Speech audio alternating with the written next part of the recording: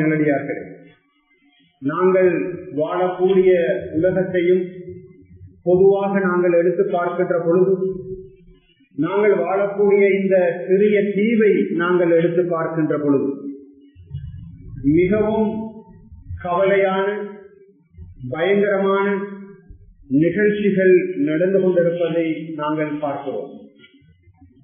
அல்லாஹு தஆலா தான் அப்படியான நிகழ்ச்சிகள் சம்பவங்களுடைய பாதிப்புகளிலிருந்து எம் அனைவரையும் பாதுகாப்பானார்.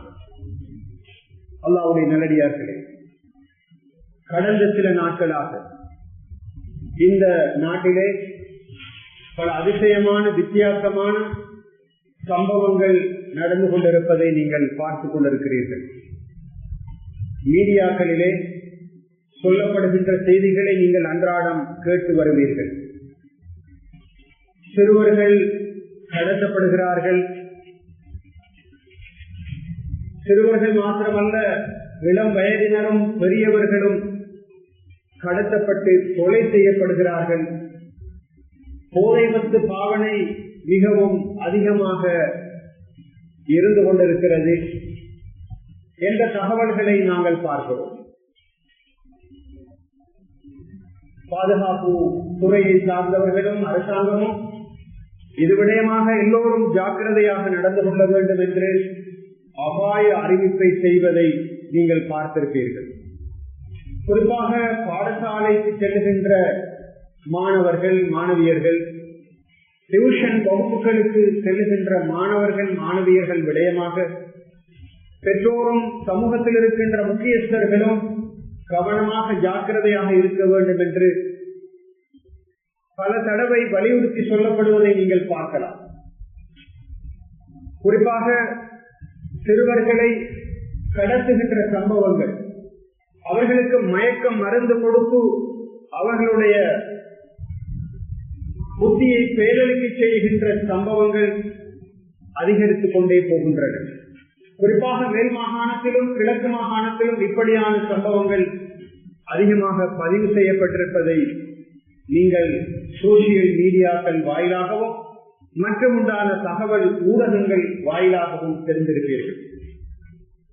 அல்லாஹ்வுடைய நல்லடியார்களே, உலகத்திலே மனிதர்கள் இரண்டு வகையான பிரச்சனைகள் இல்லாமல் வாழ வேண்டும் என்பது அல்லாஹ்வுடைய ஏற்பாடாக இருக்கிறது. முதலாவது பசி பட்டினி இல்லாமல் வாழ வேண்டும், இரண்டாவது பயம் அச்சம் இல்லாமல் வாழ வேண்டும். பயம் இல்லாமல் அச்சம் இல்லாமல் பாதுகாப்பு உணர்வோடு ஒரு நாட்டிலே ஒரு பிரதேசத்திலே வாழ கிடைப்பது என்பது ஒரு பெரிய பாக்கியம். இரண்டாவது பசி பட்டினி இல்லாமல் ஒரு மனிதன் தன்னுடைய அன்றாட உணவு தேவையையும் தன்னுடைய அடிப்படையான தேவைகளையும் பூர்த்தி செய்து வாழ கிடைப்பது என்பது ஒரு பெரிய பாக்கியம். அந்த இரண்டும் இந்த நாட்டை பொறுத்தவரையில் அன்னை காலத்திலே இல்லாமல் இருக்கிறது என்பதை, பெரும்பாலானவர்கள் அந்த இரண்டும் இல்லாதவர்களாக இருக்கிறார்கள் என்பதை நாங்கள் பார்த்துக் கொண்டிருக்கிறோம்.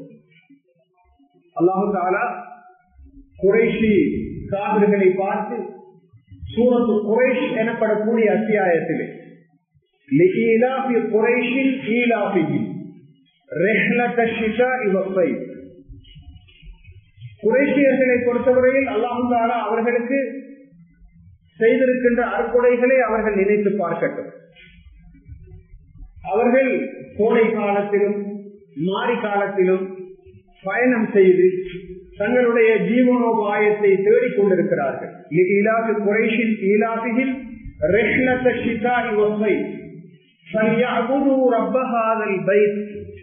எனவே அவர்கள் இந்த கஅபத்துல்லாஹ்வுக்கு சொந்தமான இரட்சகனை அவர்கள் வணங்கட்டும்.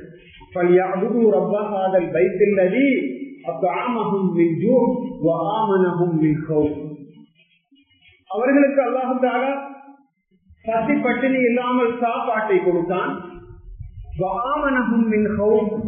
அவர்களுடைய பயத்தை அச்சத்தை இல்லாமல் ஆக்கி அவர்களுக்கு அச்சமற்ற ஒரு சூழ்நிலையை உருவாக்கினான். எனவே அவர்கள் இந்த ரப்பை வணங்கட்டும் என்று அல்லாஹ் தஆலா சொல்லுகிறார். அல்லாஹ்வுடைய நல்லடியார்களே, ஒரு சின்ன சூரா. இந்த சூறாவிலே சொல்லப்படுகின்ற கருத்து மிக முக்கியமானது. இந்த சூறாவின் கடைசி பகுதியிலே அல்லாஹ் தஆலா அல்லதி அத்அமஹும் மின் ஜூ' வ ஆமனஹும் மின் கௌஃப். இந்த குறைஷியர்கள் ரசூலுல்லாஹி ஸல்லல்லாஹு அலைஹி வஸல்லம் அவர்களுடைய காலத்திலே வாழ்ந்த குறைஷியர்களை பார்த்து அல்லாஹ் தஆலா சொல்லுகிறான், அவர்கள் இந்த ரட்சகனை வணங்கட்டும், வேறு யாரையும் வணங்கக்கூடாது. இந்த ரட்சகன் இந்த காபத்துல்லாவுக்கு சொந்தமானவனாக இருக்கிறான். அந்த ரட்சகனை அவர்கள் வணங்கட்டும். ஏனென்றால் 2 காரணங்களுக்காக. முதலாவது, பசி பட்டினி இல்லாமல் அவர்களை அல்லாஹ் தஆலா வாழ வைத்திருக்கிறான். இரண்டாவது, அவர்களுக்கு பாதுகாப்பான ஒரு சூழலை உருவாக்கி இருக்கிறார். எனவே அவர்கள் வாழட்டும் என்று சொல்லுகிறார். எனவே அவர்கள் அல்லாஹ் தஆலாவை வணங்கட்டும் என்று சொல்லுகிறார். அல்லாஹ்வுடைய நல்லடியார்களே, பசி இல்லாமல் பட்டினி இல்லாமல் பொருளாதார சுபீட்சத்தோடு வாழ கிடைத்தது. உலகத்திலே எதிரிகள் வந்து எங்களை பிடித்துக் கொண்டு போய் விடுவார்களோ, கடத்தி கொண்டு போய் விடுவார்களோ என்ற பயம் இல்லாமல் அச்சம் தீர்ந்தவர்களாக, அரபிலே அம்னு என்று சொல்வார்கள், பயம் இல்லாமல் ஒரு செக்யூரிட்டி உணர்வோடு வாழ கிடைப்பது என்பது ஒரு பெரிய பாக்கியம். ஆனால் அந்த 2 நிலைகளும் நமது நாட்டிலே இருக்கிறதா என்று நாங்கள் சிந்தித்து பார்ப்போம். அல்லாஹ் தஆலா அந்த மக்கமா நகரை பற்றி சொல்கின்ற பொழுது, அல் பலதுல் அமீன், பாதுகாப்பான பூமி, பாதுகாப்பான ஊர் என்று சொல்லுகிறார். ஒரு காலம் இருந்தது, மக்கள் கடத்தி செல்லப்பட்டார்கள். காபத்துல்லாவுடைய இடத்திலே பாதுகாப்பு இருக்கவில்லை. அப்படியான சூழலில் இருந்து ஒரு பாதுகாப்பை அல்லாஹ் தஆலா ஏற்படுத்தி கொடுத்ததாக ஒரு அருளாக சொல்லி காட்டுகிறார். அல்லாஹ்வுடைய நல்லடியார்கள், நாம் சிந்தித்து பார்ப்போம், ஏன் இந்த நிலை இந்த நாட்டிலே உருவாகியது? ஏன் கடத்தல்கள்? ஏன் போதை வஸ்து பாவனை? ஏன் இந்த வறுமை? அல்லாஹ்வுடைய நல்லடியார்களே, எப்போது மனிதன் இந்த உலகத்திலே தான் படைக்கப்பட்ட நோக்கத்தை மறந்து தன்னுடைய ரட்சகனுக்கு நாளை மறுமையிலே பதில் சொல்ல வேண்டும் என்ற அந்த உணர்வை இல்லாமலாக்கி வாழ ஆரம்பிக்கின்றானோ, அந்த நேரத்தில் இந்த பிரச்சனைகள் எல்லாம் வரும். போதை வஸ்து இந்த நாட்டிலே மிக பயங்கரமாக தாண்டவம் ஆடிக்கொண்டிருக்கிறது. குறிப்பாக இளைஞர்களுக்கு மத்தியில் இளைஞர்கள் திட்டமிட்டு வழிகெடுக்கப்படுகிறார்கள். அவர்களிடமிருந்து அவர்களுடைய இளமையும் அவருடைய பணமும் அவருடைய ஆற்றல்களும் சூறையாடப்படுகின்றன. அல்லாஹ் தஆலா தான் ஒவ்வொரு குடும்பத்தையும் பாதுகாக்க வேண்டும். எந்த அளவு சொல்லுகிறார்கள் என்றால், அண்மையிலே மத்திய மாகாணத்தை சேர்ந்த ஒரு பிரதேசத்தில் ஒரு யுவதி பச்சை பச்சையாக தெருவிலே சென்று கொண்டிருக்கின்ற பொழுது கொலை செய்யப்பட்டால், கழுத்து நெரித்து கொலை செய்யப்பட்டாலே, அந்த சம்பவத்தில் சம்பந்தப்பட்ட இளைஞன் சொன்ன அந்த வாசகத்தை, அந்த வாய்ஸ் கிளிப்பை நீங்கள் கேட்டிருப்பீர்கள். அது கொலைஞனுடைய வாயிலிருந்து வந்த வார்த்தை, அவனாகவே ஏற்றுக்கொண்ட விஷயம். நான் போதை வஸ்துக்களுக்கு அடிமையாக இருக்கிறேன். இந்த பிரதேசத்திலே சிலர் பகிரங்கமாக அதனை விற்பனை செய்து கொண்டிருக்கிறார்கள். அவருடைய பெயர்களையும் விற்பனை செய்யப்படுகின்ற கடைகளுடைய பெயரையும் அந்த இளைஞன் சொல்லுகிறார். நான் என்னுடைய வாழ்க்கையை நாசமாக்கிவிட்டேன், என்னை நாசமாக்கி விட்டார்கள். நான் போதை வஸ்துக்களை பாவித்துக் கொண்டிருந்தேன். எனக்கு அவற்றை கொள்வனவு செய்வதற்கு பணம் தேவைப்பட்டது. நான் பாதையில் சென்ற அந்த யுவதியை மறித்து பணம் கேட்டேன், பணம் கொடுக்கவில்லை. எனவே கழுத்தை நெரித்து அவளை கொலை செய்து நான் அந்த இடத்திலே குறியை தோண்டி நான் புதைத்து விட்டேன் என்று வாக்குமூலம் கொடுத்திருப்பதை நீங்கள் பார்க்கிறீர்கள். இவர்கள் 2 பேரும் முஸ்லிம்கள். தொழிலுக்காக வேண்டி காலையிலேயே தனது வீட்டை விட்டு சென்ற அந்த யுவதிக்கு நடந்த அந்த சம்பவத்தை மாத்திரமா நாங்கள் கேள்விப்படுகிறோம். சிறுவர்கள், பாடசாலை மாணவர்கள், மாணவியர்கள் கடத்தப்படுவதாக நாங்கள் கேள்விப்படுகிறோம். இதற்கெல்லாம் அடிப்படையான காரணம் சகோதரர்களே, பெரியார்களே, இந்த போதை வஸ்து பாவனை மாத்திரமல்ல, பெற்றோர்கள் தங்களுடைய பிள்ளைகளை கவனஈனமாக வளர்த்திருப்பதனுடைய விளைவு. வளர்த்த கடா மார்பில் பாய்ந்தது என்று தமிழிலே சொல்வார்களே, தன்னுடைய தாயையும் தகப்பனையும் போதை வஸ்துக்கு அடிமையான மனிதன் வதை செய்கின்றான். பணம் கொடுக்காத போது அவர்களை கொலை செய்கின்றான். வீட்டிலே அட்டூழியம் பண்ணுகிறான். பாதையிலே செல்லுகின்ற பொழுது மற்றவர்களுக்கு தொந்தரவாக இருக்கின்றான். 2 விதமான காரணங்கள். முதலாவது காரணம், அந்த குறிப்பிட்ட இளைஞனை அந்த தாயின் தகப்பனும் சரிவர இஸ்லாமிய அடிப்படையில் சிறுபிள்ளையாக இருக்கின்ற பொழுதிலிருந்தே வளர்க்கவில்லை. அதனால் அவனுக்கு பிரச்சனை. இரண்டாவது அந்த தாய் தகப்பனுக்கு பிரச்சனை. மூன்றாவது அவன் வாழுகின்ற சமூகத்துக்கு பிரச்சனை. முஸ்லிம் சமூகத்துக்கு அவப்பெயர். எனவே முதலாவது பிரச்சனை அங்கிருந்து ஆரம்பிக்கிறது. முதல் கோணல் முற்றும் கோணல் என்று சொல்வார்கள். 5 வளையாதது 50 வளையாது என்று சொல்வார்கள். எப்போது ஒரு பிள்ளை வளருகின்ற கருவறை ஆரோக்கியமானதாக இருக்கிறதோ அந்த நேரம் அந்த கருவறையிலிருந்து வெளிவருகின்ற பிள்ளை ஆரோக்கியமானதாக இருக்கும் என்பதிலே எந்த சந்தேகமும் இல்லை. ஒவ்வொரு பிள்ளையினுடைய கருவறையும் அதனுடைய வீடுதான். அந்த வீட்டை நாங்கள் ஒழுங்குபடுத்தவில்லை என்றால், அந்த வீட்டிலே அந்த பிள்ளைக்கு தேவையான பாதுகாப்பு, வழிகாட்டல், தர்பியத், கண்காணிப்பு அது கொடுக்கப்படவில்லை என்றால் அந்த பிள்ளை அந்த வீட்டிலிருந்து ஒரு பயங்கரவாதியாக வெளியேறும். அந்த பிள்ளை ஒரு போதை வஸ்தை பாதிக்கக்கூடியவனாக வெளியேறும். அந்த சமூகத்துக்கு மிகப்பெரிய தொந்தரவுகளை கொடுக்கக்கூடிய பிள்ளையாக அது வெளியேறும். ரசூலுல்லாஹி ஸல்லல்லாஹு அலைஹி வஸல்லம் அவர்கள் சொன்னார்கள்,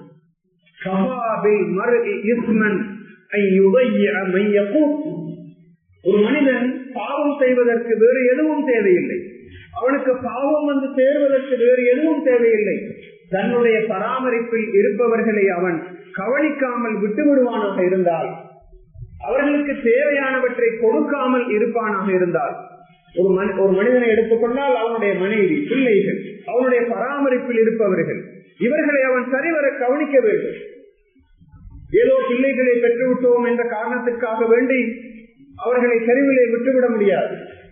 அந்த வீடு ஒரு பாதுகாப்பான வீடாக, கல்வி சூழல் உள்ள ஒரு வீடாக, இபாதத்துக்கள் நிகழக்கூடிய ஒரு வீடாக, அமைதியான ஒரு வீடாக, அந்த பிள்ளைக்கு எல்லா வகையிலும் போஷனை கொடுக்கக்கூடிய, அந்த பிள்ளையை வளர்க்கக்கூடிய ஒரு வீடாக நாங்கள் அந்த வீட்டை அமைத்திருக்க வேண்டும்.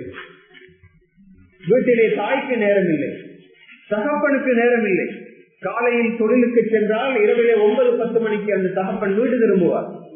அவர் திரும்புகின்ற பொழுது கையில ஹேண்ட் போனை வைத்திருப்பார். அங்கு வந்து டிவியிலே இருக்கின்ற செய்திகளை அவர் சேனலை மாற்றி மாற்றித்தான் அவர் பார்த்து கொண்டிருப்பார். வீட்டிலே மனைவிக்கு என்ன தேவை, பிள்ளைகளுக்கு என்ன தேவை, அவர்களுடைய சுக துக்கங்கள் என்ன என்பவற்றையெல்லாம் பார்ப்பதற்கு அவருக்கு நேரம் கிடையாது. ஒரு தாயும் கூட வீட்டிலே இருக்கின்ற பொழுது அப்படியான ஒரு நிலையில் தான் வீட்டிலே இருக்கிறார். அவள் திரும்பவும் படம் பார்க்கிறார், அல்லது வீட்டில் இருக்கின்ற பிள்ளைகளை உரிய முறையிலே கவனிப்பதில்லை, அல்லது வீட்டு வேலைகளை மாத்திரம் அவள் பார்த்துக் கொண்டிருக்கிறார். தன்னால் பெற்றெடுக்கப்பட்ட குழந்தைகள் தன்னுடைய அமானிதங்கள் என்று அந்த தாயின் தகப்பனும் யோசிக்க வேண்டும். நாளை மறுமையிலே அல்லாஹ் தஆலா விசாரிப்பார். உங்களுக்கு பலருக்கு உலகத்திலே குழந்தை செல்வம் இல்லாமல் இருந்த சந்தர்ப்பத்திலே உங்களுக்கு குழந்தை செல்வத்தை நான் தந்தேன். நீங்கள் இவர்களை எப்படி பயிற்றுவித்தீர்கள், எப்படி வளர்த்தீர்கள்?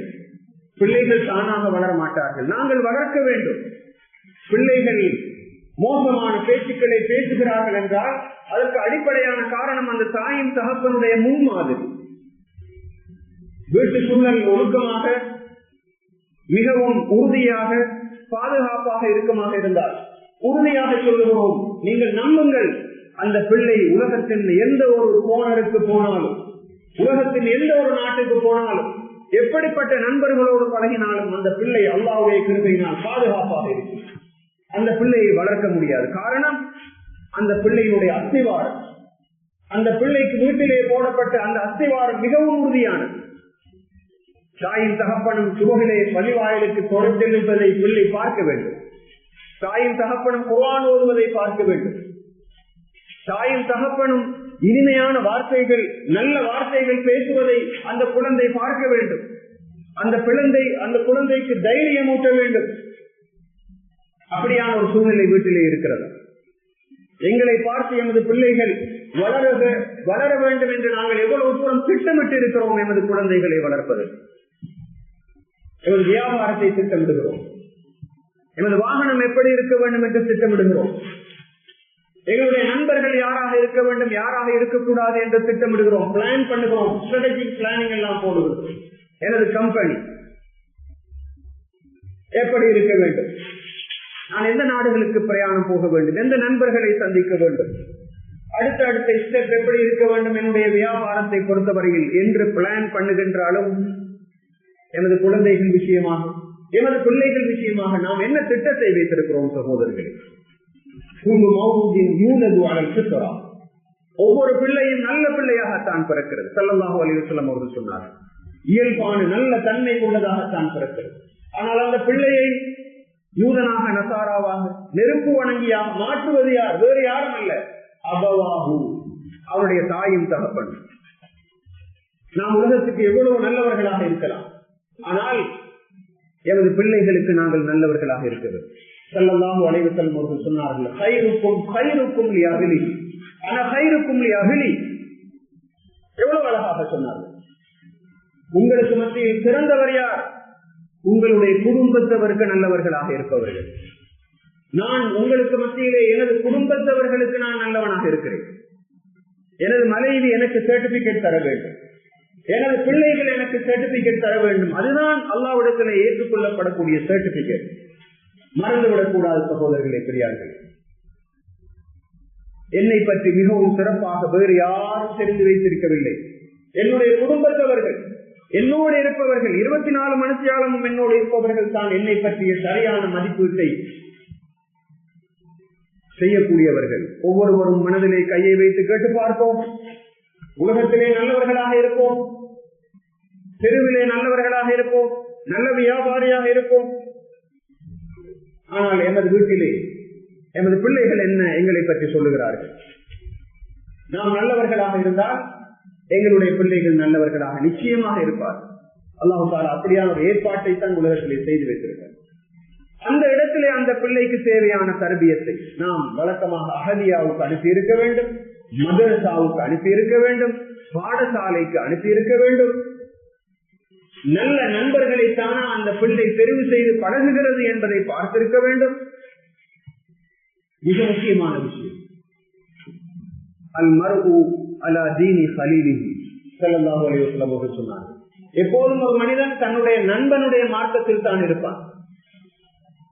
எனவே யார் உங்களுடைய நட்புக்குரியவர்கள் என்பதை நீங்கள் பார்த்துக் கொள்ளுங்கள் என்று ஸல்லல்லாஹு அலைஹி வஸல்லம் அவர்கள் சொன்னார்கள். நீங்கள் யாரோடு பழகுகிறீர்கள் என்பதை பார்த்துக் கொள்ளுங்கள். நண்பர்கள், நண்பர்களால் போதை வஸ்து கடத்தப்படுகிறது. கெட்ட நண்பர்கள், ஸல்லல்லாஹு அலைஹி வஸல்லம் அவர்கள் சொன்னார்கள், அல் ஜலீசு ஸாலிஹ் அல் ஜலீசு ஸூ. கெட்ட நண்பனுக்கும் நல்ல நண்பனுக்கும் உதாரணத்தை சொன்னார்கள். நல்ல நண்பனுக்கு உதாரணம் என்ன?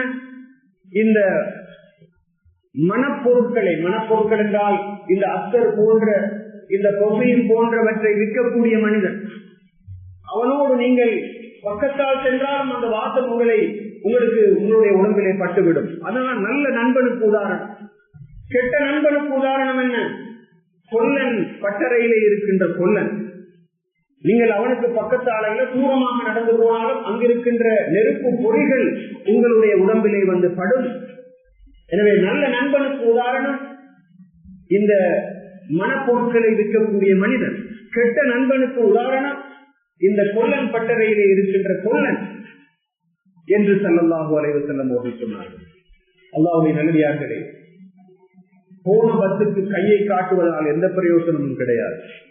காலம் தவறி ஞானம் பிறக்கக்கூடாது. பிள்ளைகள் எல்லோரும் கெட்டு போனதற்கு பின்னால் அதற்கு பிறகு தலையிலே கையை வைத்துக் கொண்டு அழுவதிலே எந்த பிரயோஜனமும் கிடையாது.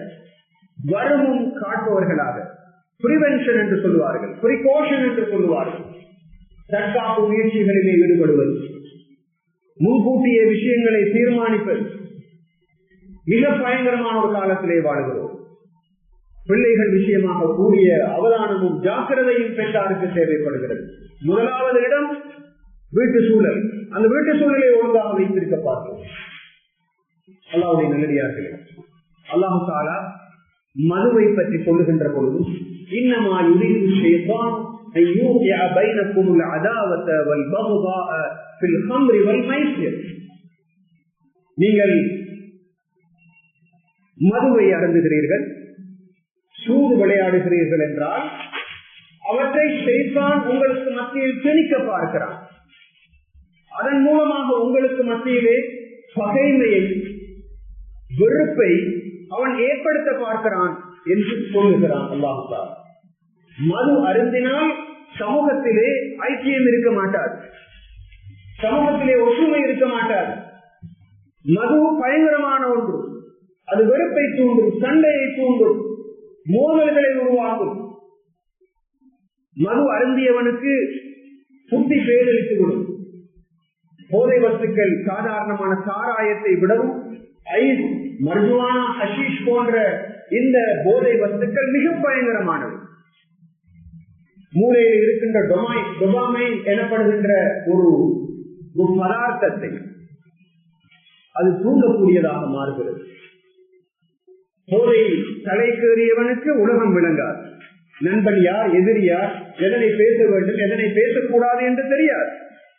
எனவேதான் குர்ஆனிலே அல்லாஹ் தஆலா மதுவை நீங்கள் குடிக்க வேண்டாம் என்று சொல்லிவிட்டு அதற்குரிய காரணத்தையும் சொல்லுகிறான். அவன் காரணம் சொல்ல வேண்டிய அவசியம் இல்லை, காரணத்தை சொல்லி நிறுவ வேண்டிய ஒரு தேவை இருக்கிறது என்பதனால் அல்லாஹ் தஆலா அதனை சொல்லுகிறான். இன்னமா யுரீது ஷைத்தான் அன் யூகிஅ பைனகுமுல் அதாவத வல் பக்தா, எதிர்ப்பையும் வெறுப்பையும் உங்களுக்கு மத்தியிலே விதைக்க விரும்புகிறான். மது அருந்துகின்றவன், போதை வஸ்து பாவிக்கின்றவன் சமநிலை இழந்தவன். அவனுக்கு சமூகத்திலே அந்தஸ்து கிடையாது. இப்போது இருக்கின்ற ஐஸ் போன்ற இந்த போதை வஸ்துக்களால் இளைஞர்கள் பாதிக்கப்பட்டிருக்கிறார்கள். உடல் மெலிந்து கொண்டு போகிறது. அவசரமாக அவர்கள் சிகிச்சைக்கு உள்ளாக்கப்பட வேண்டியவர்கள். வியாபாரம் பாதிக்கப்படுகிறது. குடும்பம் உறவுகள் பாதிக்கப்படுகின்றன. சமூக அந்தஸ்தை அவன் இழக்கிறான். அவன் களவெடுக்கிறான். நேரத்துக்கு அவனுக்கு போதைக்கு பணம் தேவை என்றால் அதற்காக வேண்டி கொலை செய்வதற்கும் அவன் தயாராக இருக்கிறான். எவ்வளவு பெரிய ஆபத்து! அரபு நாடுகளை பொறுத்தவரையில் அல் கஸ்துல் முஹத்திரா, யாரெல்லாம் போதை வஸ்துக்களை பாவிக்கிறார்களோ, யாரெல்லாம் போதை வஸ்துக்களை கடத்துகிறார்களோ, வியாபாரம் செய்கிறார்களோ அவர்களுக்கு கொலை தண்டனை விதிக்கப்படுகிறது, நிறுவப்பட்டார். அதனால் அந்த நாடுகளிலே இப்படிப்பட்ட போதை வஸ்து பாவனையுடைய அளவு நியாயமான அளவு குறைந்திருக்கிறது, அல்லது இல்லை என்று சொல்லக்கூடிய அளவு நிரூபிக்கப்பட்டால் எந்த விதமான சங்கு சாட்சனையும் இல்லாமல் கொலை செய்யப்படுவான். அதனால் சட்டத்துக்கு பயந்தாவது மனிதர்கள் அங்கு அந்த குற்றத்திலிருந்து தவிர்த்திருக்கிறார்கள். அல்லாஹ்வுடைய நல்லடியார்களே, போதை வஸ்துக்களை பாவிப்பது மாத்திரமல்ல, ஸல்லல்லாஹு அலைஹி வஸல்லம் அவர்கள் சொன்னார்கள், குல்லு முஸ்கிரின் வ முஃப்திரின் ஹராம். போதை தரக்கூடிய, புத்தியை பேதலிக்க செய்யக்கூடிய, உடலிலே வலுவை இழக்க செய்யக்கூடிய, சோர்வை உண்டு பண்ணக்கூடிய எல்லாமே ஹராம். அல்லாஹ் தஆலாவுடைய நல்லடியார்களே, அல்லாஹ் தஆலா உலகத்திலே போதை வஸ்துக்களை படைத்திருக்கிறான் சோதனைக்காக. நாம் அவற்றை பயன்படுத்துகிறோமா இல்லையா என்று சோதிப்பதற்காக. நஞ்சையும் அவன் தான் படைத்தான், விஷ ஜந்துக்களையும் அவன் தான் படைத்தான், போதை வஸ்துக்களையும் அவன் தான் படைத்தான். புத்தியுள்ள மனிதன் அவற்றை அணுகக்கூடாது, மிக கவனமாக இருக்க வேண்டும். அல்லாஹ்வுடைய நல்லடியார்களே, போதை வஸ்துக்கள் சமூகத்திலே பரவுவதற்கு பிரதானமான காரணம் சுயநலம், பொருளாதார மோகம். அதனை விற்பவர்கள், அதனை உற்பத்தி செய்பவர்கள், அதற்கு உடந்தையாக இருப்பவர்கள் எல்லோரும் இந்த குற்றத்திலே சமனான பங்கை எடுக்கிறார்கள் என்பதை இஸ்லாம் திட்ட தெளிவாக சொல்லியது. ஸல்லல்லாஹு அலைஹி வஸல்லம் அவர்கள் சொன்னார்கள், லஅனல்லாஹு லஅன ரசூலுல்லாஹ், அல்லாஹ் தஆலா சபித்திருக்கிறான், அல்லாஹ் தஆலா சபித்திருக்கிறான். ரசூல் ஸல்லல்லாஹு அலைஹி வஸல்லம் அவர்கள் சாபமிட்டு இருக்கிறார்கள். யாரை? மதுவை குடிப்பவனை, மதுவை பிழிபவனை, மதுவை விற்பவனை, மதுவை சுமந்து செல்பவனை. இப்படி யாரெல்லாம் அந்த மதுவோடு, போதை வஸ்துக்களோடு சம்பந்தப்படுகிறார்களோ அவர்கள் அனைவரும் அல்லாஹ்வுடைய ரசூலுடைய சாபத்துக்கு உட்பட்டவர்கள். நாங்கள் யோசிப்போம், கஞ்சா இருக்கிறது அல்லது வேறு ஏதாவது போதை வஸ்துக்கள் இருக்கின்றன, அவற்றை யாரெல்லாம் பயிரிடுகிறார்களோ அவர்களும் இந்த குற்றத்திலே பங்காளிகள். அப்படிப்பட்ட போதை வஸ்துக்களை ஒரு இடத்திலிருந்து இன்னொரு இடத்துக்கு டிரான்ஸ்போர்ட் பண்ணுவதற்கு தங்களுடைய வாகனங்களை கூலிக்கு அமர்த்துபவர்களும் நிச்சயமாக குற்றவாளிகள். அதற்காக வேண்டி கணக்கு எழுதுபவர்கள், அதற்காக வேண்டி தங்களுடைய கட்டடங்களை வாடகைக்கு கொடுப்பவர்கள், அதற்கு சார்பாக பேசுபவர்கள், ஏன் அது சமூகத்திலே பரவி கொண்டிருக்கின்ற பொழுது அதனை கண்டும் காணாமல் மௌனமாக இருக்கின்ற, அதனை பேசுவதற்கு தகுதி இருந்து மௌனமாக இருக்கிறார்களோ அவர்கள் அனைவரும் நாளை மறுமையிலே அல்லாஹ்வுடைய தண்டனைக்கு உள்ளாகுவார்கள் என்பதில் எந்த சந்தேகமும் கிடையாது. அல்லாஹ்வுடைய நல்லடியார்களை மிகைப்பட சொல்லுவதாக ஆங்கிலத்திலே எக்ஸஜரேட் பண்றது என்று சொல்வார்கள். அப்படி சொல்லுவதாக நினைக்க வேண்டாம். தற்போது நாட்டை மிக பயங்கரமாக இந்த போதை வஸ்துக்கள், போதை வஸ்து வியாபாரிகள் கையிலே வைத்திருக்கிறார்கள். அவர்களுக்கு தேவை பணம், அவர்களுக்கு தேவை மாட மாளிகை, அவசரமாக முன்னேற வேண்டும். அதற்காக எத்தனை குடும்பங்கள் நாசமானாலும் அவர்களுக்கு அது பற்றி கவலை கிடையாது. ஒரு முஸ்லிம் அப்படி யோசிப்பவன் அல்ல. ஒரு முஸ்லிம் நான் நன்றாக வாழ வேண்டும், உலகத்தில் இருக்கின்ற மற்றவர்களும் நன்றாக வாழ வேண்டும் என்று யோசிப்பவன். அவன் ஒரு பொது நலனை, அவனுடைய ஒவ்வொரு வார்த்தையும், ஒவ்வொரு கொடுக்கல் வாங்கலும், ஒவ்வொரு சதமும், ஒவ்வொரு எண்ணமும் பரிசுத்தமானதாகத்தான் இருக்கும். அல்லாஹ்வுடைய நல்லடியார்கள். எனவே வியாபாரிகள், அதனை விற்பனை செய்பவர்கள், அதற்கு உடந்தையாக இருப்பவர்கள் எல்லோரும் அல்லாஹ்வுடைய கடுமையான தண்டனையை எதிர்நோக்க வேண்டி வரும் என்பதை மறந்து விடக்கூடாது. அதனை பாவிப்பது மாத்திரமல்ல,